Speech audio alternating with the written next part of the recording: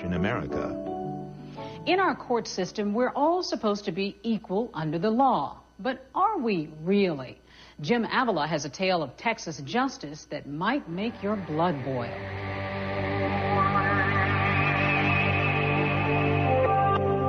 WPAP, Fort Worth, Dallas. This is a story of privilege in a Texas court, where money and connections are not supposed to count. Where we find one judge and two men from very different sides of the tracks who appear to get anything but equal justice. One man has been in prison 16 years and may never get out. And your sentence is? A life. So you've got a life sentence. How many people did you kill? I ain't kill nobody. This is the other man, Alex Wood. He did kill someone, but as you can see, he's not in prison despite several run-ins with the law and a dead man in his backyard. Dallas Morning News investigative reporter Brooks Edgerton knows the family history. He comes from a moneyed family. His father used to be pastor of First Baptist Church in Waco. First Baptist Church in Waco is not just the corner church, right? No, it's a big deal.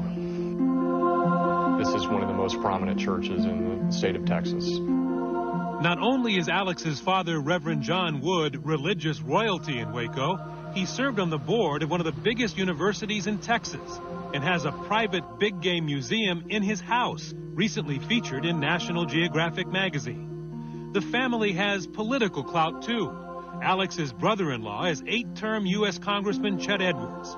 And Alex dabbles in an expensive hobby, breeding Egyptian pharaoh hounds. So how did this paragon of privilege get in trouble? It started when Alex Wood invited a 22-year-old male prostitute, Larry Clark, to his house, says prosecutor Rick Jordan. They had sex there. Mr. Wood paid Mr. Clark, I believe it was $30. But Wood wanted a partial refund, and a fight broke out. Wood shot Clark and then called 911. Listen, there's been an accidental shooting at my house. There's a guy injured, and he needs an ambulance, I think. He claimed self-defense, but there was one big problem with that story. The man was running away at the time. Exactly. His back was turned to Alex Wood. The autopsy shows he was shot from the back. Even with that evidence, prosecutor Jordan felt compelled to cut Wood a deal after one dramatic day in court. The grand entrance of one of the most revered people in the city, family friend and pastor of the mega First Baptist Church of Dallas, O.S. Hawkins, seen here in a church video. He'd be a critical character witness for Alex Wood. There were about 3 women who sat on the front row of the jury. And when O.S. Hawkins came in, it was like they wanted to crawl over the rail and just kiss the ring. It was that type of presence when he walked in the courtroom. Alex Wood agreed to plead guilty to murder in return for a light sentence of 10 years probation, a free man if he stayed clean. This man, Judge Keith Dean, approved the plea. That was a very good outcome for him. He got a good deal.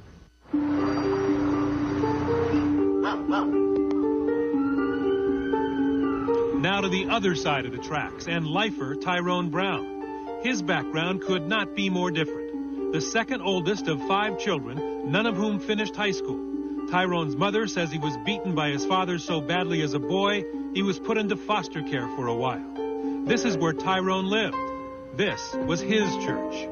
And how about your church? Could they help you out? It wasn't no big old church. It was just a little small Baptist church. Do you know anybody famous that could help you out? I ain't never met nobody famous. That's who Tyrone is. Here is what he did.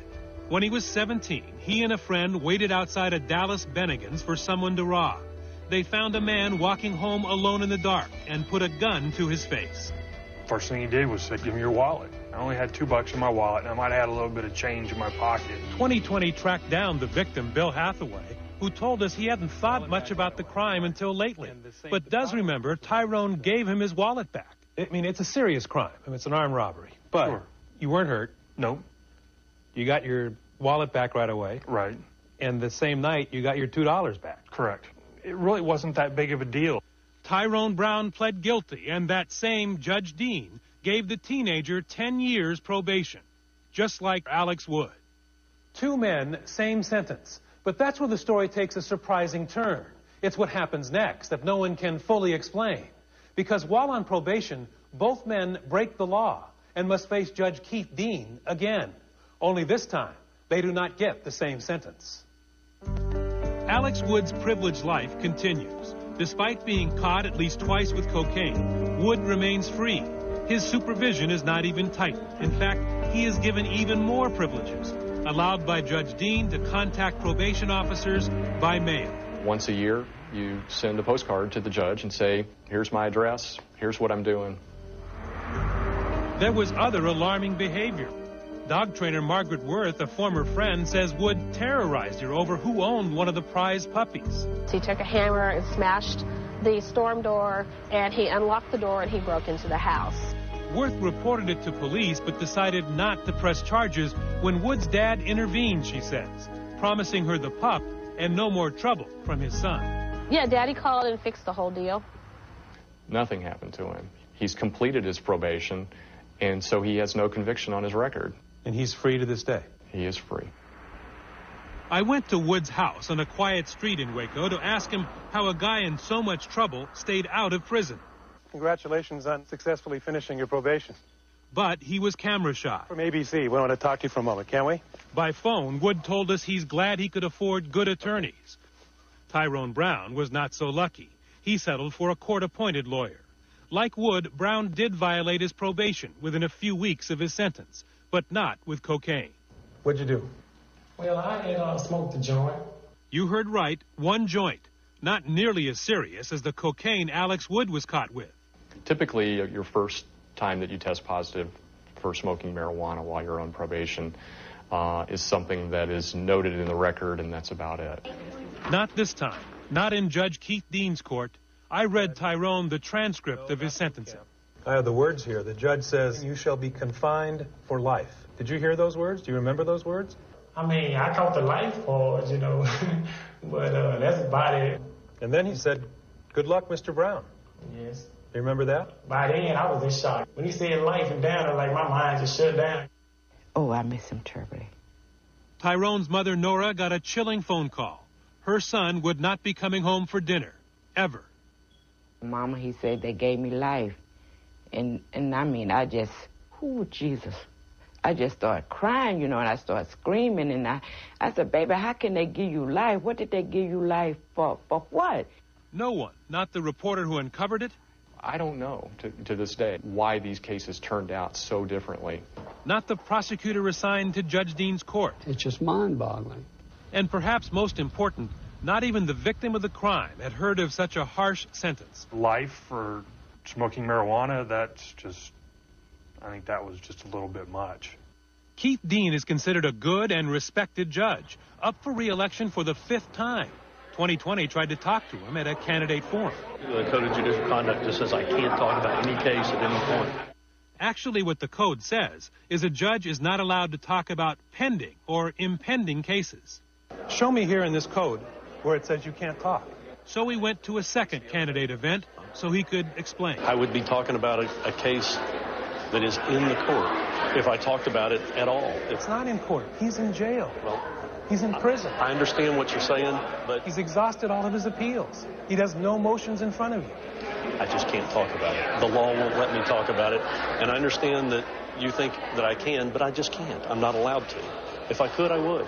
Does this case trouble you at all? Do you have any trouble sleeping knowing that this man is in prison for the rest of his life, has been there in jail for 16 years for smoking one joint, while this other man with privilege and contacts and money violated at least twice with cocaine and never spent a day in jail? Both of them in front of your court? I understand you'd like me to comment on it, but I'm just not allowed to. The judge is wrong, according to the executive director of the State Commission on Judicial Conduct, who told 2020 it may be the judge's personal preference not to explain his ruling, but there is nothing in the law or judicial code that prohibits him from talking. Go ahead and turn around and put your hands through the slot.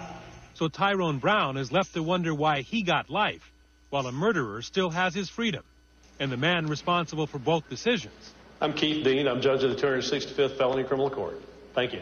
Has nothing to add to those final words he said to Tyrone. Good luck, Mr. Brown. When 2020 returns, she made millions in country music.